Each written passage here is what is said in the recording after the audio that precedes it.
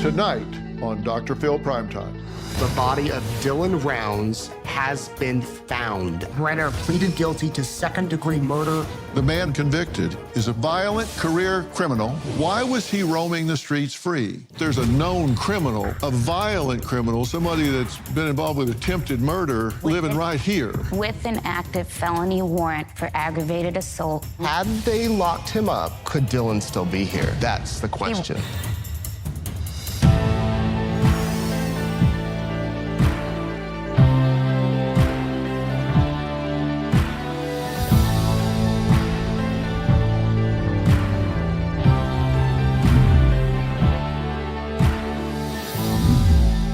19-year-old Dylan Rounds had a sweet smile and disposition to match. His mom says he had a work ethic you just don't find in most young people today. He cared more about working on his farm than playing video games. That farm that he had worked so hard to buy is also where he mysteriously vanished and where his parents believe he was brutally murdered. The man convicted is a violent career criminal who, despite a laundry list of convictions, was walking free on the same streets as this innocent teen. This is Dylan Rounds, and he is currently missing out of Lucin, Utah, and his family needs your help if you're from the Idaho, Utah, Nevada area. Some breaking news in the Dylan Rounds case. James Brenner, the man who was squatting on property near Dylan's farm out in Lucin, Utah, was charged today with murder. James Brenner is charged with aggravated murder and desecration of a human body. He limped into the courtroom wearing an orange jumpsuit, handcuffs, and cuffs around his ankles. We have some breaking news to bring you right now. The body of Dylan Rounds has been found. Dylan Rounds, his remains have been found in the remote area of Lucin, Utah. As part of a plea agreement, Brenner led the investigators out to the site where the remains were, and they have been recovered. Brenner will serve 3 to 30 years in prison for killing the young man from Idaho and dumping his body in the remote Utah desert. Brenner pleaded guilty to second-degree murder and 2 counts of possession of a firearm by a restricted person. Brenner had nothing to say during the sentencing hearing today. Brenner had an outstanding warrant for allegedly beating a man with a lawn chair. He had also served time for attempted murder. Why was he roaming the streets free? Across America, woke lawmakers, mayors, prosecutors, and judges have lost control of their towns and cities. They're implementing no cash bail and not holding convicted criminals accountable. Chaotic scenes from Oakland, California, a city now notorious for its violent crime. Oakland Mayor Sheng Tao, who's been in office just 1 year, already facing a recall from dissatisfied voters. Police say they're working alongside community members and law enforcement partners at all levels to deploy resources strategically to combat criminal activity. A violent carjacking spree, the latest senseless crime to rock the nation's capital. Mohammed, a Grubhub delivery driver, has seen and experienced enough. Many blame what they see as lenient laws that put repeat offenders back on the street, as well as a drop in arrests and prosecutions. Well, that is all too typical. The justice system has seemingly gone soft. It is putting perpetrators' rights ahead of victim rights. When you look at Dylan's photo, you may be reminded of your own sons. His mother, Candice, says her child paid the price of our country's flawed justice system with his life. And all she has left of him is a pair of his blood-stained boots. My son is Dylan Jamie Rounds. At the age of 18, Dylan was able to purchase 620 acres to start his own farm. That's how passionate he was about it. He was a very hardworking kid. From the time he was little, that's what he wanted to do. He wasn't your typical teenager. Dylan was last seen on May 26, 2022.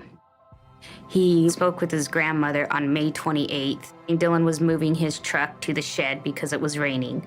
The property that the shed is on is also where James Brenner was squatting. On May 30th, we found out that nobody in the family had spoken to Dylan, so we all headed to his farm, and I reported him missing on the way to his farm. When we got to Dylan's farm, it was so unusual that he was not around. We knew there was something off. It was the beginning of a nightmare immediately. 2 hours into the search and rescue called Justin and I over, Dylan's father, because they'd found a pair of boots behind a dirt mound. We both looked at those boots and looked at each other, and our hearts dropped. We knew instantly they were Dylan's boots. There was a spot on them that appeared to be blood. James Brenner moved over after Dylan had already purchased his land and started working it. He was not the type of man that would make the hair on the back of your neck stand up. Come to find out about James Brenner, he has a violent past that stretches from Maine to Nevada and back to Utah. He served time for attempted murder before. After finding out about James Brenner's violent past, everything made a little more sense in our son's disappearance. It felt like I should have known. As a mother, you feel like you should know. Brenner had a felony arrest warrant in Box Elder County from 2021. I get very frustrated with knowing these criminals that are walking free because warrants are not executed, and that is what led to our son's homicide. Well, joining me now is Dylan's mother, Candice Cooley, as well as Nate Eaton, a reporter for East Idaho News, who has been covering this case from the ground since day one. Thank you both for being here. And Candice, I'm glad to meet you, but I'm really sorry for the circumstances. Yes. It was May 28th, 2022, that Dylan called his grandmother, right? Correct. And that was the last time anyone heard from him. Correct. He tried to call James Brenner after he hung up with his grandma, but he didn't answer to let him know he was bringing the truck onto the property. Okay. You say that the investigation has just been a nightmare. Yeah, I would say lack of investigation. On the first day is when Dylan's boots were found. The very first day, and they were literally thrown on the back of a side-by-side, and everybody shrugged their shoulders and just kept moseying around. Really? Yeah, it was an hour and a half into the search and rescue found him. And the search and rescue team was amazing, right? That's when the sheriffs that were there should have taken over, with blood on his boots especially. But they didn't. No, and they were talking to Brenner and just moseying around. It was so strange. Nate, is this just lack of resources, small town lack of urgency? Why did this get off to such a slow and bad start? I think it's a little bit of that, what you mentioned. Think about a kid disappearing in the middle of nowhere. This is a desert. Nobody's out there. He disappears. 2 or 3 days go by. Candice contacts me as a news company and says, please do something. Get the word out. My son is gone. Then they find his boots by a pile of dirt, and on those boots is blood. I mean, you would think that the urgency there would have been escalated a little bit, but still, nothing. You know, here's a map of the area, and you're saying that Brenner was kind of squatting on this land, right? Correct.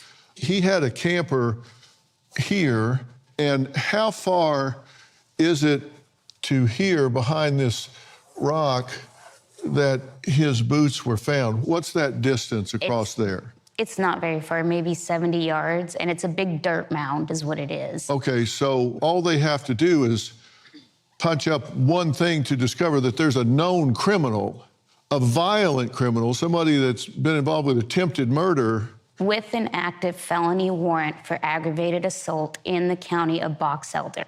But yet nobody says, No. might want to talk to this person. Oh, they talked to him like he was their friend. Okay. They didn't even, it wasn't even about questions about like, when's the last time you seen Dylan, really stuff like that. It was like general chit chat about the weather, and it was bizarre. Wow. All right. Well, let's take a break. Coming up, Dylan's parents say that after he disappeared, they watched the convicted felon who lived next door, 70 yards from where the boots were found, remove trash bags from their son's truck. We'll talk about what that's all about next.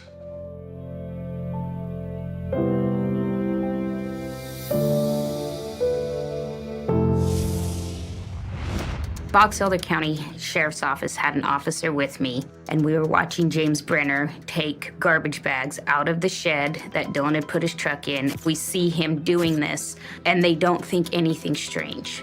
It didn't make any sense.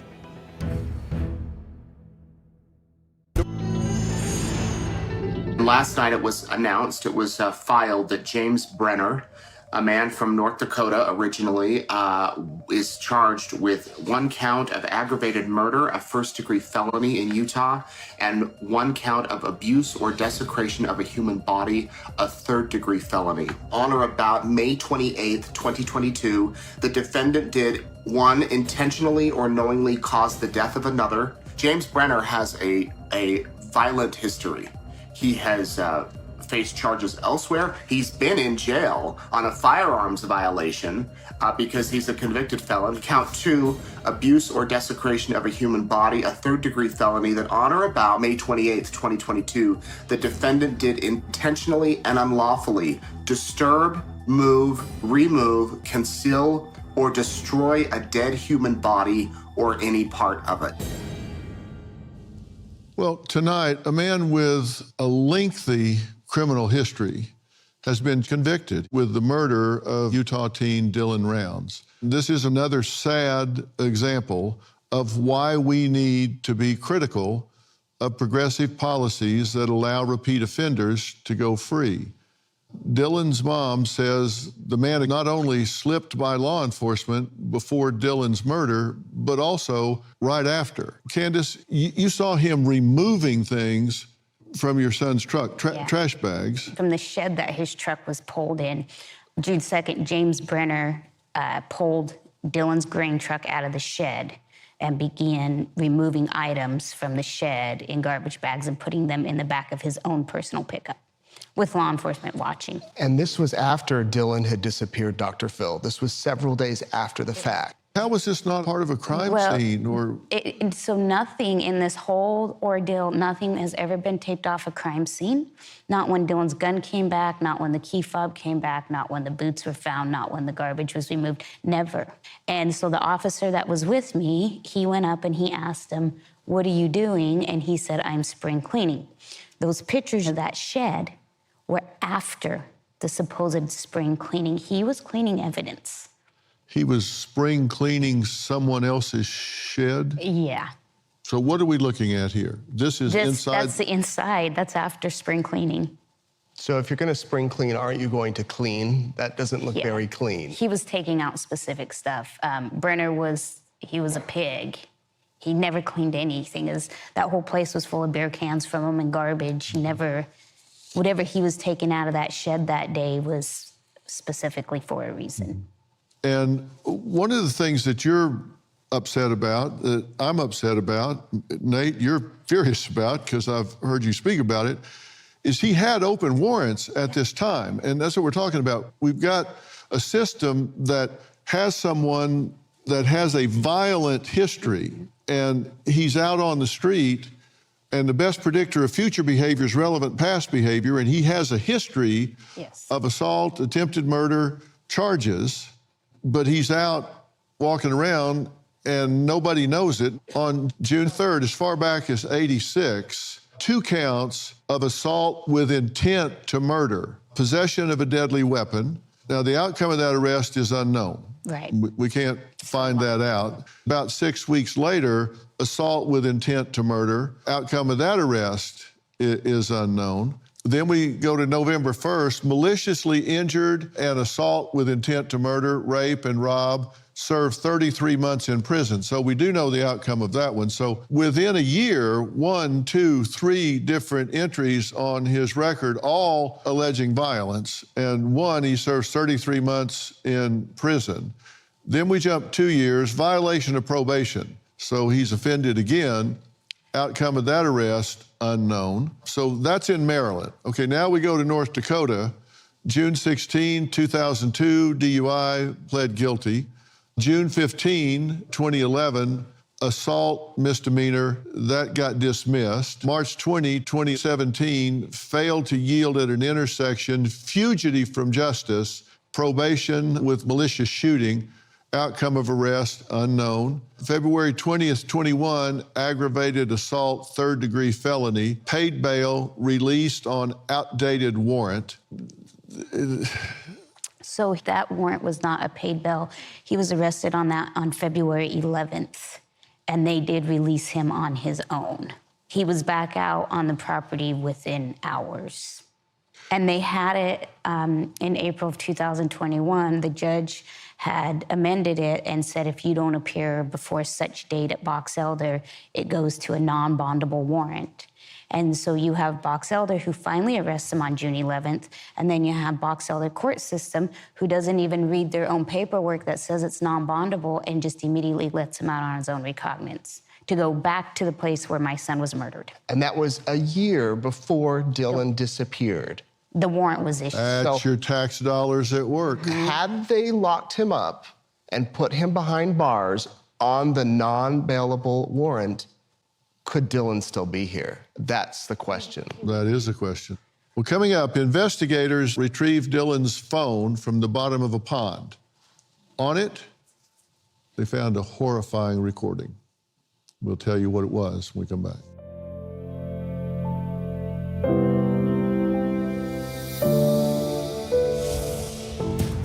The video showed defendant with bloodstains on his arms and shirt. Dylan's phone recorded, according to this, James Brenner cleaning a gun. I've had a lot of people text me. Just last night I was texting some people, and they're trying to help, and I think they are, but a lot of them out there don't want to talk to the police. You don't want to use all of your time to chase down all these rabbit holes. We have been a lot, and I will, but I'd like some help with law enforcement to look into when they hear some things, it seems like they just think it's nothing. That has been a problem. We have had some stuff that actually needed to be looked into that they've called into Box Elder and they don't get a response. We had no idea what to do or where to go. We've never done this before. Yeah, and we didn't have help from law enforcement. I mean, it's like we said, we are not exaggerating when we say they left us in the desert. The parents of Dylan Rounds have been desperate for answers since their son mysteriously vanished in 2022. But they do have a video recovered from his cell phone, and it reveals some very telling information about what may have happened to him. A digital forensic download of the phone was conducted and led to the discovery of a time-lapse video. The video showed defendant with bloodstains on his arms and shirt as he's cleaning a gun. So Dylan's phone recorded, according to this, James Brenner cleaning a gun, and Brenner had bloodstains on his arms and on his shirt. Was the phone purposely turned on? Did James Brenner turn it on? Did James Brenner not know it was turned on? Did Dylan somehow, before he died, turn the phone on and record a long video? I mean, that is a needle in a haystack type of evidence. Candice, have you seen that video? No. And you don't want to see that? No, I have no reason to. What is the impact it has on you at this point? Well, there's a couple ways I've looked at it. If things went the way they should have in the beginning, we probably would have had Dylan in a matter of days. I honestly feel like we were probably walking over him before Box Elder removed us from the property. But if that would have happened, it wouldn't have brought my son back, right? And so now we have this fight for Dylan so that we can change laws and make a difference, because just getting Dylan back, that doesn't change anything. It's going to continue to happen to other families until people stand up, and you don't know if the person sitting next to you is a violent criminal. You don't know if they have a warrant, and with law enforcement not doing their job, and then when they do, the justice system working against them and just releasing them, what does it do just to say we could have had Dylan back? Let's make a change. It's not unusual. The killer will try to trade the information for some lesser sentence or certainly some consideration. Do you think Brenner has or will try to make that kind of a trade? We will not make a trade that gives that man any chance of getting out. People see him, you know, that one video that Nate filmed when he went to court with us, that he looks weak and he's meek and it's all an act. The man is strong and he's a big burly guy. Yeah, he's lost weight because he's in jail, but the limp and the twitching eye, it's all an act. If he is let out, even in 15 years, he's going to turn to crime, right? Because he doesn't have any family. He doesn't have anybody to go to. He's going to get stuck in a halfway house, and then he's going to go harm somebody else to get what he wants. And we will not make a deal with the devil. You know, we talk about this progressive court system where the basic argument from that point of view is that the system has failed the criminal. But we have to talk about whether criminals will reoffend or not. And according to the U.S. Bureau of Justice, 52% of people on probation in 2020 were felons. And federal offenders with violent priors are more likely to recidivate than nonviolent. And 53% of people arrested for murder had prior convictions.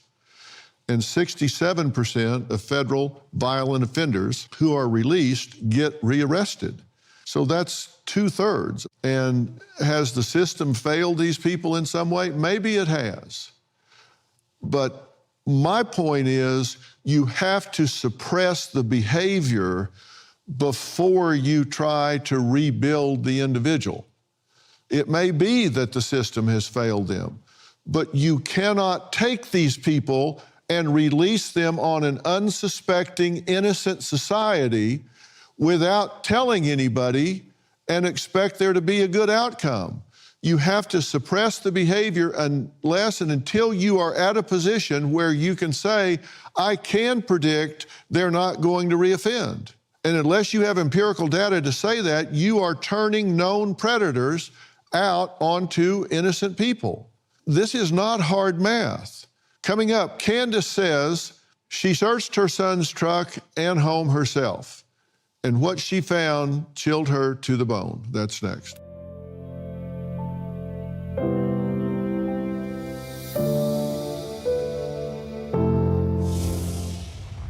We knew immediately that somebody else had used Dylan's pickup because it was locked, so we had to break the back window out to get into it. It was in four-wheel drive, which was broken, so he wouldn't have put it there. The seat was also moved completely forward so a person like me could drive it, and Dylan was 5'11". We also found that the pickup had been power washed, which was completely out of character for Dylan. So 3 things were very odd. On the first day of the search, we broke out the back window of Dylan's pickup to try to locate his guns. Neither of them were inside the pickup. From there, we searched the camper thoroughly, and there was no gun or key fob to Dylan's pickup. But the gun came back and was laying on the bathroom counter in plain sight, and my heart sank again. How did it come back? We knew whoever had harmed our son was out there searching with us, and it was so disturbing and eerie to look around at everybody and think, who was it? It began to feel like a game of Clue. Okay, Candice, you actually went in and dug around, and you know your son, Yeah. and you know what's his pattern and what's not and what he does. What did you find? We specifically were looking for his guns, like we said, so Dylan's father, Justin, broke out the back window of the pickup because his pickup was locked, which is totally just another, like, oh, red flag. Dylan never locked it, and his pistol was always right there next to him on the door, but his clip was always in the center console. Neither were there. So we went in the camper and searched everywhere. On his bathroom sink was his gun case. And, you know, you're just talking a little camper bathroom sink. So I opened it, I looked, medicine cabinet, we tear the whole thing apart, nothing. The next day we got sent down a rabbit hole and we all went to Montello. And that would have been Tuesday. On Wednesday, Dylan's little brother and best friend went into his camper and they called and said, do you want me to bring you Dylan's pistol? And I was like, what? Now, mind you, they did not know we were looking for it because they didn't enter until later. They had no clue we were looking for his guns. And it was laying right there by the gun case with the clip out of it on the bathroom counter. And Dylan never would have taken that out of his pickup, ever. So we bagged it up, and it just, we were so distraught, and we were, no help, no guidance. And so we're all just kind of running through scenarios in our head, like, who did this? We had a bunch of the locals out. So at that time, it kind of spanned that, there's 15, 20 locals out there helping us. It could be any of them.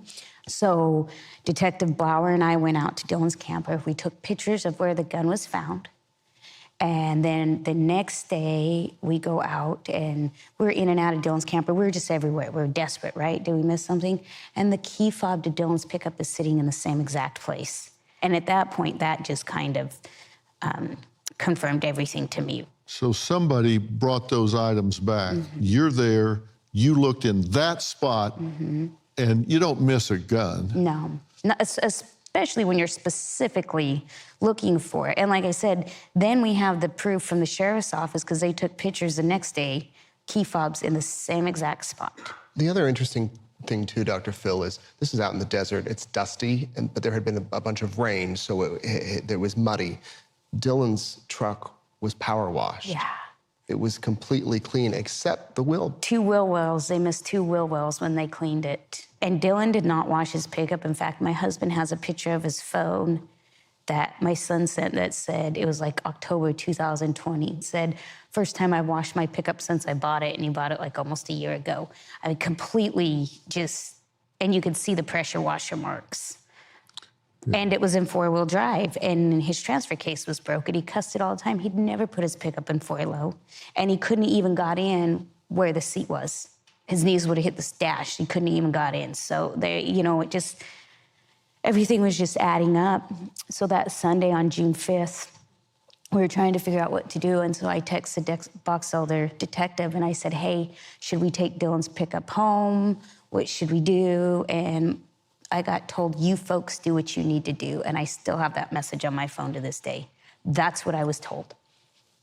Coming up, the way we sentence criminals and deal with victims needs to change. Prison time needs to properly reflect the crime. Rehabilitation needs to be enforced upon release. We'll talk to a lawmaker and former judge about how to make that happen next.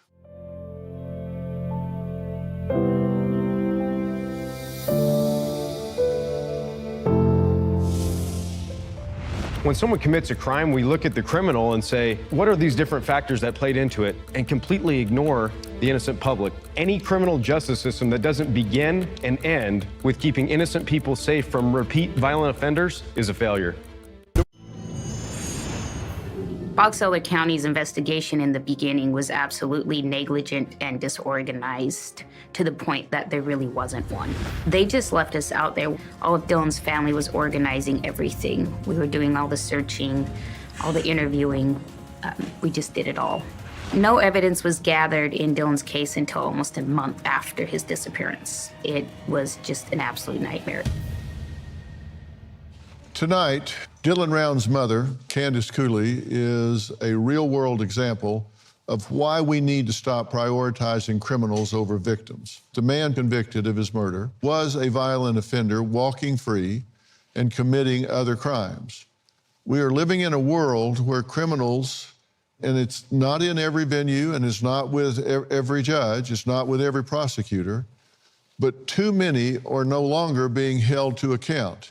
Joining the conversation now is Tyler Clancy from Utah House of Representatives, also a former police officer, and Early Norval Wiley, a former judge and the current DA of Kaufman County, Texas. Thank you both for being here. I really appreciate it. We're glad to be here. Thank you. You've been listening to everything that we're talking about here, and one of the things that I'm concerned about is the fact that we've got too many violent criminals on the street that have not been held to account for crimes that they have committed, and then they're reoffending before they're ever held to account for what they've done previously. What's our way out of this? First we'd have to say to Dylan's mother that's here how sorry we are about what's happened in her family. It's awful. But what can we do about it is what you just said, is hold people accountable for the crimes that they've committed, educate the public because that's going to be our jury panel. And so as we educate them and they talk about punishment, then they will know the sentences that are involved. If I looked at this case, because you provided the information, this offender, I would consider him a violent offender. And in Texas, he had prior felonies. And so he's the type of offender you deserving as a habitual offender to get a serious sentence. But there was a gap in this, right? He was out on a bond. And so that's another issue too with a violent background. And you can take that into account as a judge, right? I mean, you can look at their criminal history. Yes. He wouldn't have been on a bond that I would have made, so. And even after they arrested him on June 20th on the gun charges, this was after they arrested him on the aggravated assault charge, they again set bond. But the feds got him before Box Elder was able to let him out. The feds nabbed him, or he would have been out again. And you know what? To build on what Candice has said, really, I think what we're looking at is the pendulum has swung pretty far in the other direction.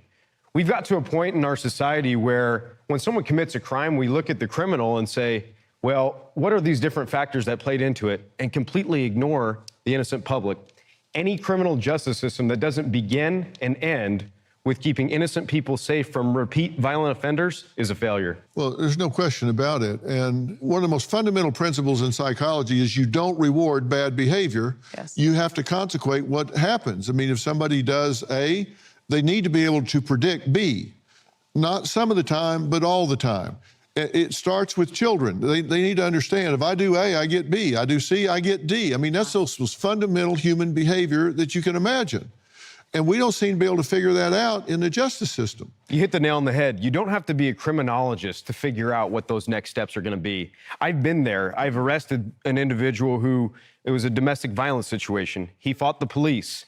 He goes to jail. Before we're done typing the report, where do you think he is? He's back at the house. You don't have to be an expert to understand these fundamentals of human behavior. All right, well, coming up, Tyler is going to tell us about his new bill to help victims just like Candice. That's next.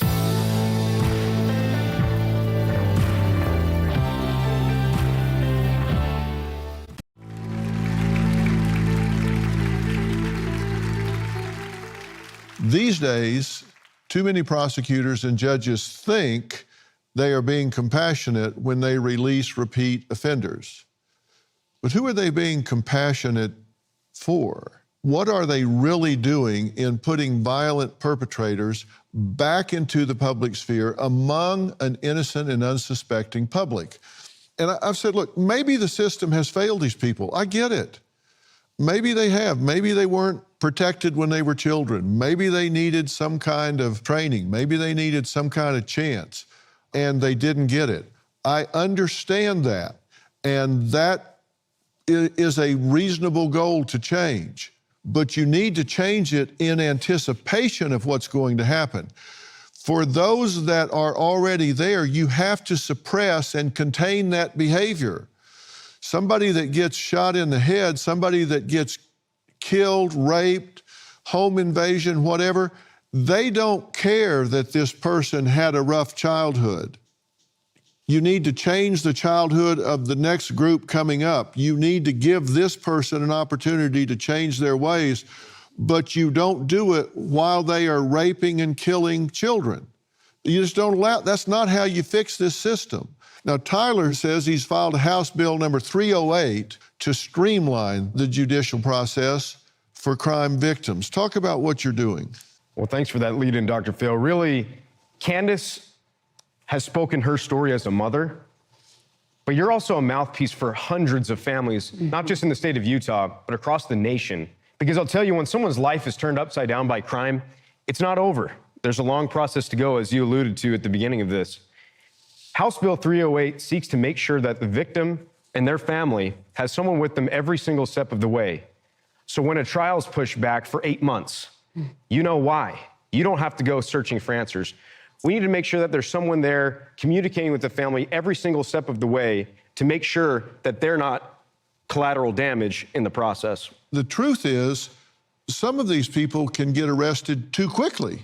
You get one bite at the apple, and if you don't have a body and you don't have some physical evidence connecting a suspect to the crime, it can sometimes take time, but they need to build a case before they arrest, because if they arrest too quickly, it can get really bad. You're right, Dr. Phil, of course. But in that process, and I think that's what the representative is alluding to, is at least the family maybe not need to know the details of the investigation, but why it's taken longer. Because that's what we're finding out with the families. They're not in the loop, or they have a victim assistance coordinator from the police. Then they meet at the DA's office. And so they feel like they're in the shuffle. And to build on what you've been saying, we're concerned. Yes, absolutely. In this country, you're absolutely guaranteed certain rights. But the most important right is for everybody to be able to exercise their free rights in a free society. So the innocent victims you're speaking about, their rights are being violated. And we never take that into account.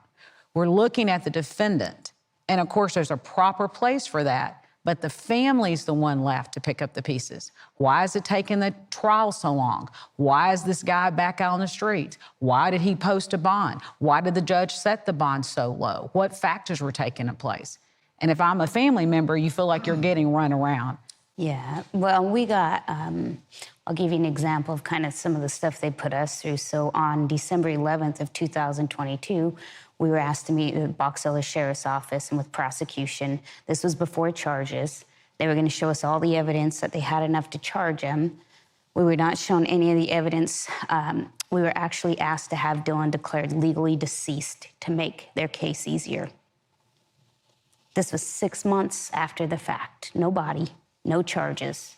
With a victim's right advocate right there, that's what they brought us in and asked us to do. Mm-hmm. I'll tell you, I actually still am a police officer, so when the legislative session ends, I jump right back into it. Behind every badge is a human being. Right. And humans make mistakes. But we ought to create systems to make sure that those mistakes don't re-traumatize victims' families, and make sure we have professionals with you throughout the process. Yeah.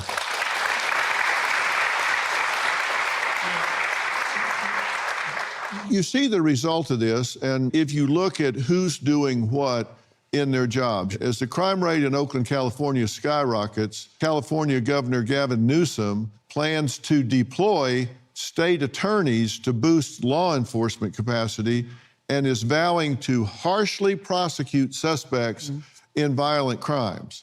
Now, the city's woke district attorney, Pamela Price, has been blamed for the soaring crime rates after promoting liberal policies like lower jail terms to increase equity in the city. A portion of Newsom's statement reads, "An arrest isn't enough. Justice demands that suspects are appropriately prosecuted. Individuals must be held accountable for their crimes using the full and appropriate weight of the law." Now, he started talking this way right after he started being considered as a presidential candidate. Wonder if that has anything to do with it. Because if you look at the rising crime rates, Oakland isn't the only city seeing a rise in crime attributed to woke policies and beliefs.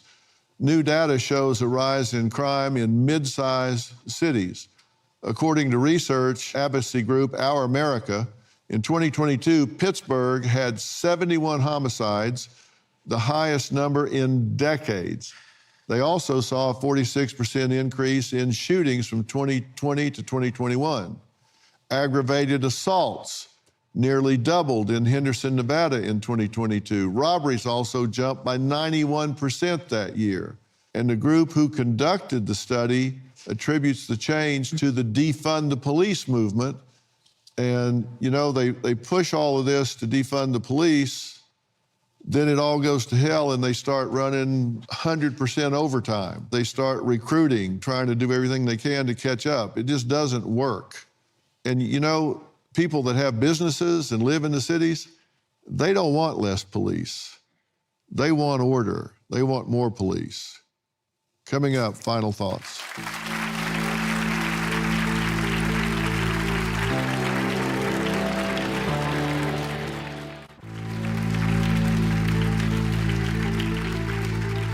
James Brenner has been convicted of the murder of Dylan Rounds. Dylan is the latest victim to have paid the ultimate price for the failure of our justice system, a system where career criminals are given weak sentences and are let free to reoffend. I talk about this in my book, We've Got Issues. You hear all of these people that are saying, look, we've got too much incarceration.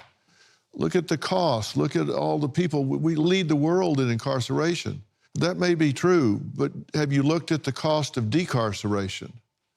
Have you looked at the cost on society of turning these people out onto the street and letting them victimize innocent people again? Candice believes if James Brenner had been behind bars serving time for one of his many offenses, her son would still be alive today. Is that true? I can't say that for sure, but if there are gaps in the information from one state to another state, from one court, from one judge to another judge, that gap needs to be closed. We've got the information systems to do that, right? I agree with you, Dr. Phil, and that's one thing we worked on in the Texas legislature with the new system, to give all that information so that the judges have that at magistration, because the best predictor, as you said, of future conduct is your past. And that doesn't mean that it can't change, but that's not fair to the victims and the society that's out there. That is, it's just not right. And so we balance that, but a violent offender is going to be a danger to the people that are out here in our society, in our communities. And we're gonna stop that. And that's what this family is making a call for. Because Dylan, if he would have made contact with that individual, may still be here. Yeah, it's a tragic story. Look, I want to thank my guest, and I want to thank all of you for watching this, and thank you for being here today. We'll see you next time.